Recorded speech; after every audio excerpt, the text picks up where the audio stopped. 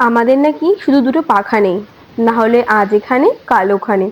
আমরা নাকি পাখি হতে হতে ভুল করে মানুষ হয়ে গেছি। প্রায় ওর মুখে এই কথাটি আমি শুনতে পাই।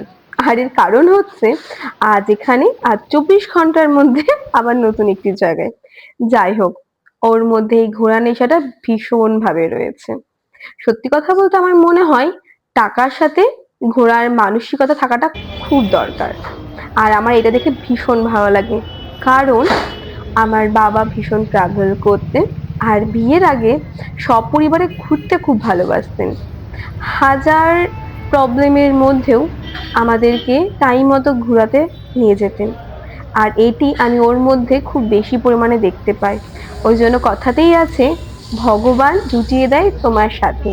ও যখনই এসে বলুক, আমার যতই প্রবলেম হোক, যে যাবি এখানে, আমি ওই মুভমেন্টেই কোনো প্ল্যান ছাড়াই, কোনো শপিং ছাড়াই বলি চলো আমরা বেরিয়ে পড়ি, তারপর যা হবে দেখা যাবে। আমার না এই জিনিসটা ভীষণ ভালো লাগে, আবার ভয়ও করে। আর ওর মধ্যে এই জিনিসটা ভীষণ ভাবে। আমাদের কোনো ট্রিপই এখনো পর্যন্ত পুরো সুকল্পিত ভাবে বলা হয় না যে প্ল্যান মাফিক হয়েছে, একদম নয়।